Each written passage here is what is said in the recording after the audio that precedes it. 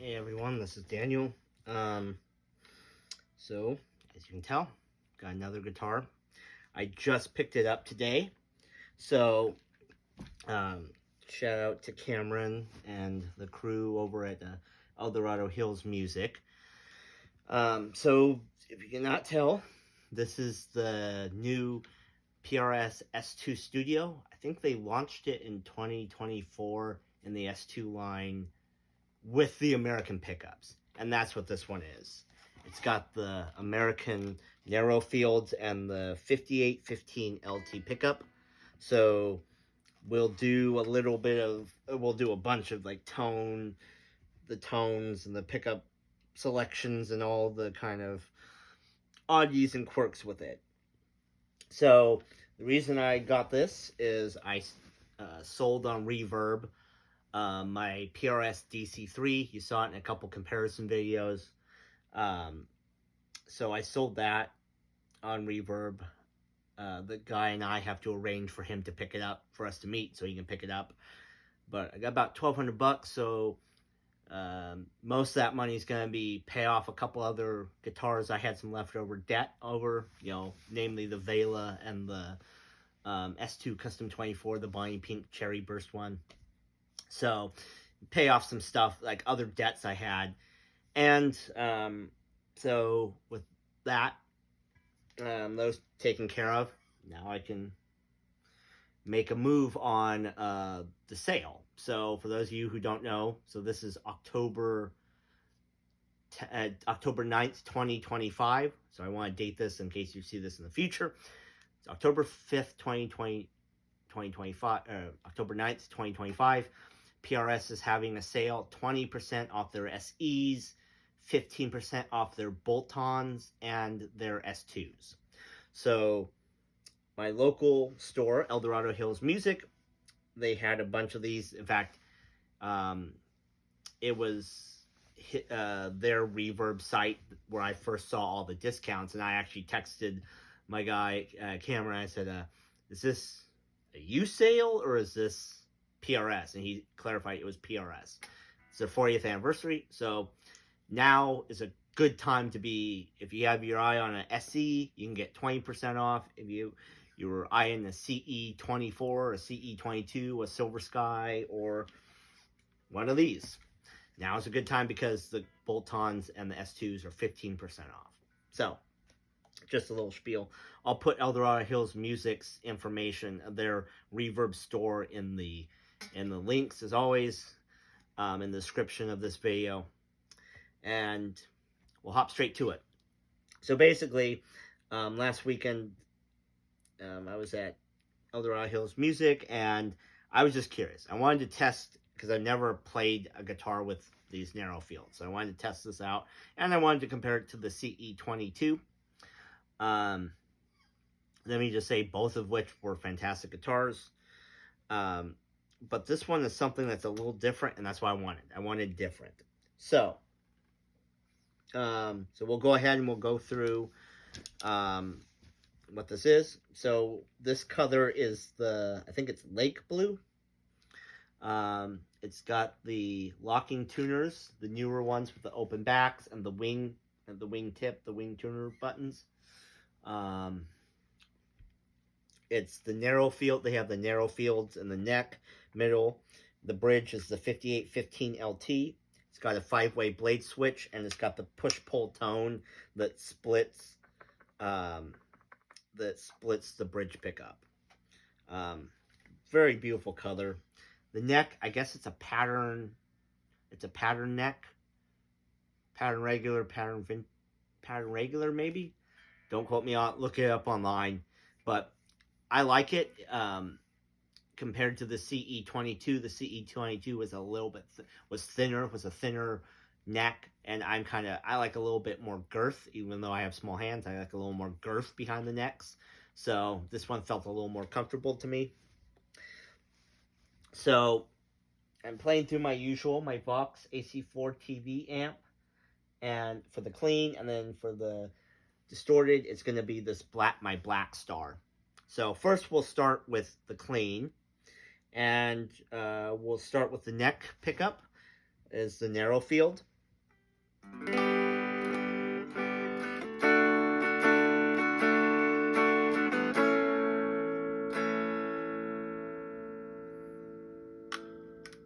Now we'll do the neck and the middle pickup.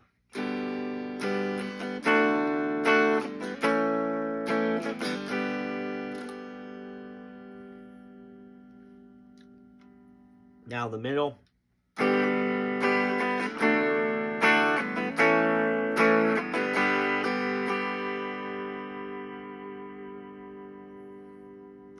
Now middle and bridge.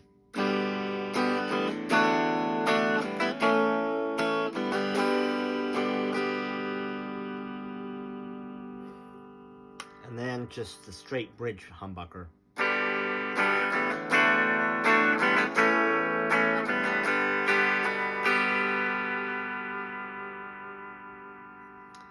Now we'll do the bridge split.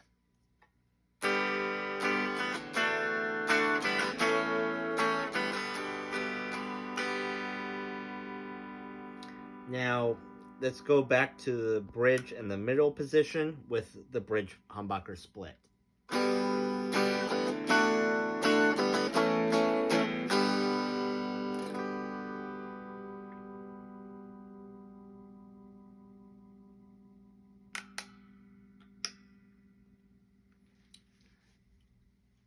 Now we'll do the same thing, but we'll do it with the distorted through the black star. This is the neck. Neck and middle.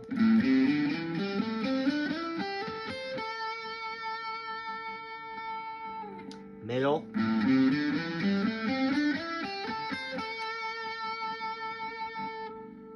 Middle and bridge with the bridge humbucker.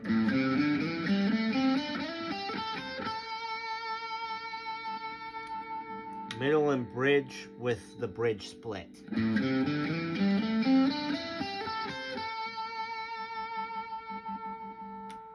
Bridge split.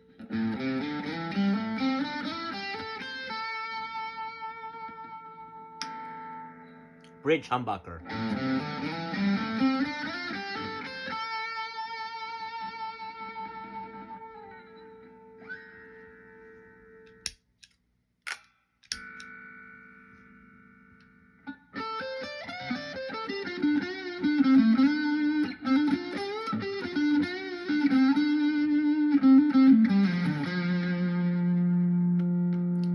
That was the neck.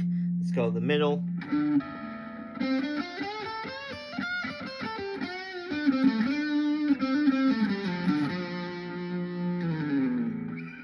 Let's go to bridge, humbucker.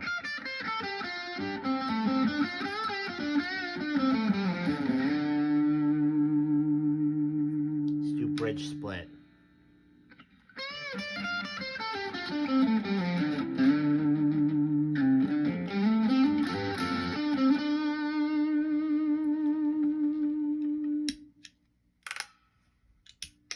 Turn the Vox back on.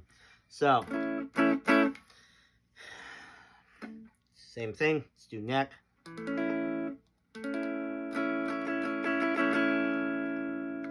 Middle. Bridge, humbucker. Let's do bridge split.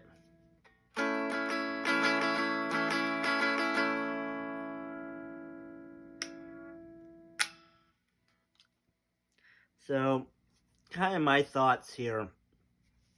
I really like this guitar. It is very unusual for me, myself. It's not a guitar I would typically play or even a guitar I would typically pick out. It's just that all the situations were right. Everything seemed to be pointing to this. And that's kind of how I ended up with it. This is the most unique thing I've ever played. Probably other than the Vela. The Vela is also its own little thing that's very unique. But it kind of has like that Telecaster vibe when you get those certain sounds out of it. This guitar, it's not like anything I've ever played. Like, I've never owned, but I've played HSS guitars. I've played guitars with P90s. Obviously, I played with like Strats, Telecasters, humbucker guitars, right? Your standard fare guitars. This guitar is something that's completely different. These are basically mini humbuckers. For those of you who don't know, the narrow fields are meant to be kind of like mini hums.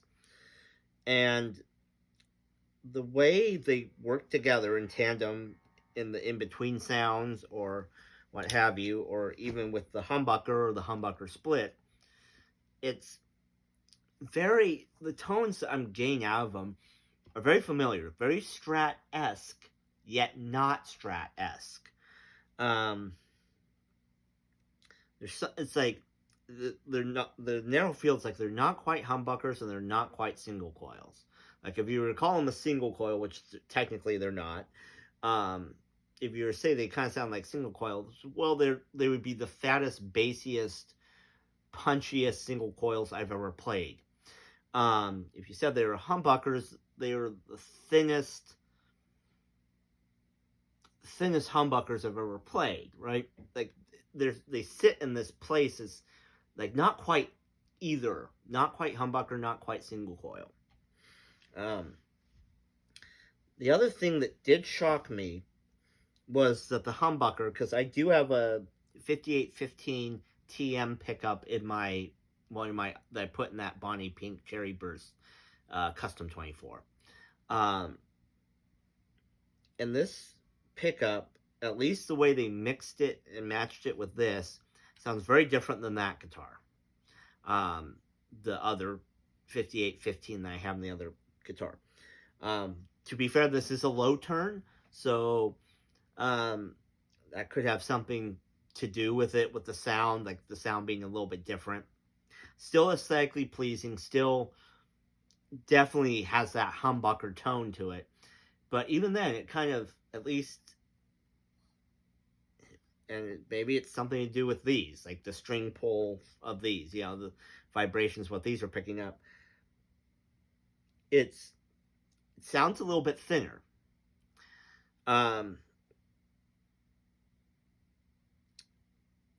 And so then the other thing I noticed is I plugged this in when I got home. I picked it up, so I bought it last night on Reverb, on the El Dorado Hills Music Reverb. I reached out to Cameron to see, you know, to work out a deal, you know, what we could do.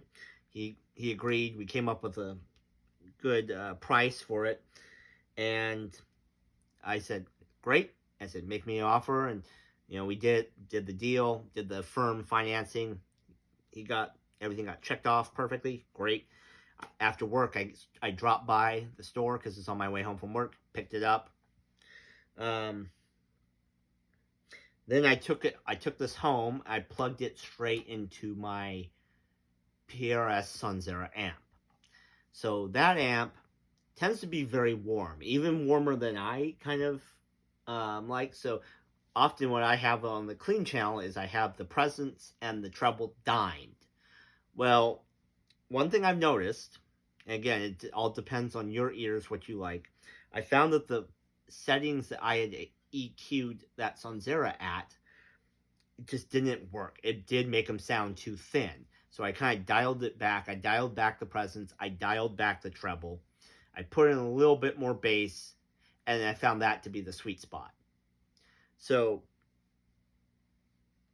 like right here on this Vox AC4 TV Mini, all my PRSs sound great through it. Voxes, for those of you who don't know, are just very warm sounding amps.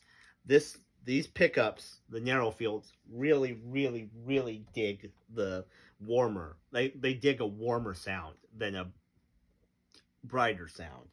Whereas the Black Star is kind of like a Marshall, a little more bit grainier, brighter. Doesn't like it does like that. Like it does its thing through that amp.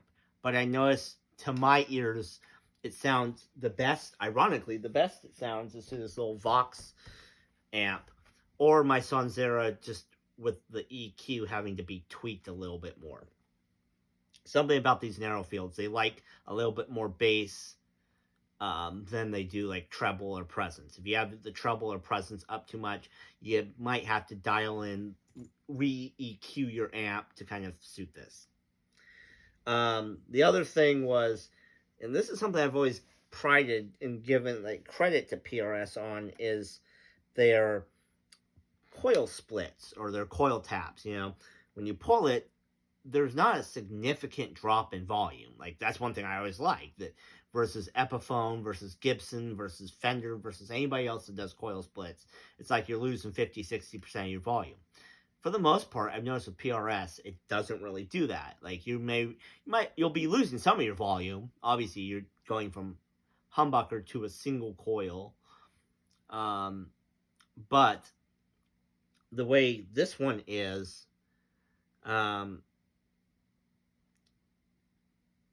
you do, to my ears, you do lose a lot more volume. Like, this does feel like a typical coil split where you are losing about 50% of your volume.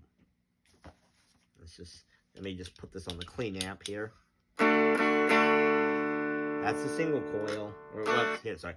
Here you go. Humbucker single coil. Now, humbucker. It's a humbucker.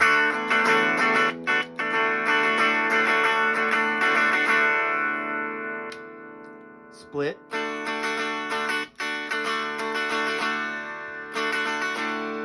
Humbucker.